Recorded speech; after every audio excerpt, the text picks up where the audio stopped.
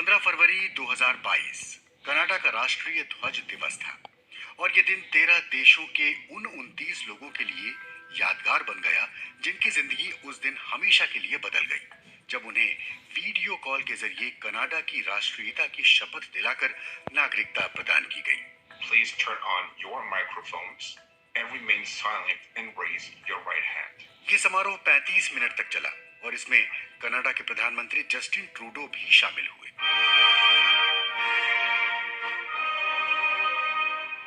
Canada के इन नागरिकों ने अपने नए देश का राष्ट्रगीत सुना। कनाडा की समस्या ये है कि वहाँ लोगों की कमी है और काम करने वालों की भी। इस समस्या से निपटने के लिए कनाडा ने 2025 तक कुशल रोजगार करने वाले अप्रवासियों की तादाद हर साल 5 लाख से बढ़ाने का लक्ष्य रखा है। कुशल श्रमिकों की किल्लत की समस्या से कनाडा ही नहीं बल्कि और देश भी जूझ रहे हैं।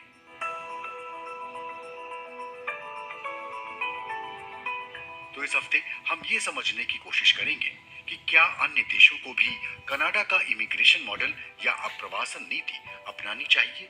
इस सवाल का जवाब तलाशने के लिए हमने कुछ एक्सपर्ट से बात की। पार्ट 1, जितने ज्यादा उतना बेहतर।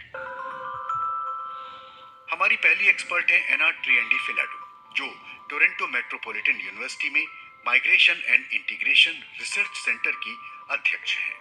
There is a feeling that immigrants bring talent, ऐसा समझा जाता है कि अप्रवासी देश में नए कौशल, नए टैलेंट और नई परंपराएं और विविधता लाते हैं।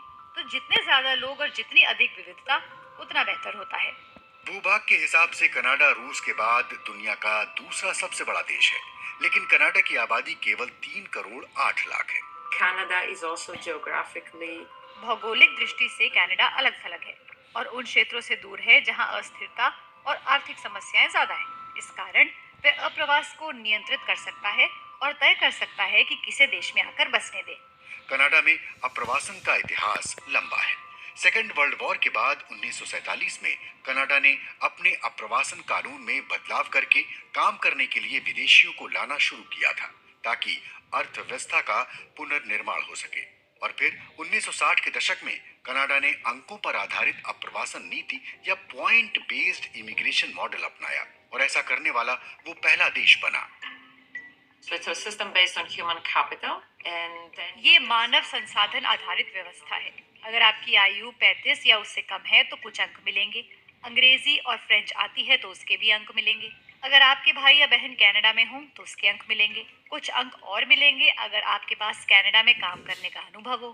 कनाडा में अप्रवासन के लिए विदेशों से आवेदन किया जाता है और सबसे अधिक अंक पाने वालों को कनाडा आकर स्थायी निवासी बनने के लिए आमंत्रित किया जाता है और उनके कनाडा पहुंचते ही ये प्रक्रिया शुरू हो जाती है। so as you can imagine this is a very highly regulated system. ये एक बड़ी ही नियंत्रित व्यवस्था है, मगर स्थायी निवास का दर्जा पाने पर भी आपको मतदान का अधिकार नहीं मिलता है, जो कि राजनीतिक अधिकार है। 3 साल तक स्थायी निवासी रहने के बाद आप कनाडा की नागरिकता पाने के लिए आवेदन कर सकते हैं। इस दर्जे के तहत आपके परिवार के सदस्य भी आकर आपके साथ रह सकते हैं और उनका अंग्रेजी या फ्रेंच जानना या पात्रता होना भी आवश्यक नहीं होता। आपके पति या आपकी पत्नी को वर्क परमिट भी मिलता है। यूरोपीय देशों की दृष्टि से ये अजीब है।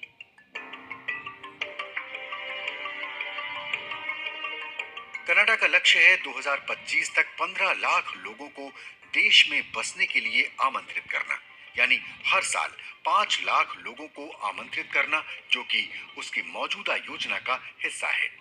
एना ट्रिएंडीफिलाडू कहती है कि प्रधानमंत्री ने 2018 में 3 सालों में 12 लाख लोगों को लाने की घोषणा की थी, यानी सालाना 4 लाख लोगों का कनाडा में अप्रवासन। लेकिन कोरोना महामारी के चलते इसमें दिक्कत आई और अब उन्होंने लक्ष्य प्राप्त करने के लिए इसे बढ़ाकर सालाना 5 लाख कर दिया है। ये संख्या केवल स्थायी निवास का दर्जा पाने के लिए है। इसके अलावा मेडिकल कर्मियों या फिर कृषि श्रमिकों के लिए भी इस अप्रवासन योजना में जगह है। इनमें से कई लोग समय के साथ साथ स्थायी निवासी होने का अधिकार हासिल कर लेते हैं। न्यूजीलैंड, ऑस्ट्रेलिया और सिंगापुर में भी अंक आधारित अप्रवासन योजना है, लेकिन कनाडा उनसे अलग है, क्योंकि कनाडा में स्थायी निवासी के तौर पर आने से पहले वहां पहले से नौकरी होना आवश्यक नहीं है, यानी आपको वहां पर पहुंचकर खुद नौकरी खोजनी पड़ती है।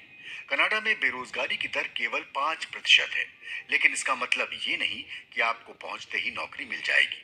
मगर डॉक्टर, मेडिकल कर्मियों और आईटी इंजीनियरों के लिए नौकरियां अधिक हैं। एना ट्रियन फिलाडू कहती है कि कनाडा के पड़ोसी देश अमेरिका और दुनिया में कई जगह जैसे ब्राजील और भारत में भी दक्षिणपंथी ताकतें प्रभावी हैं और नस्लवाद की समस्या है। ऐसा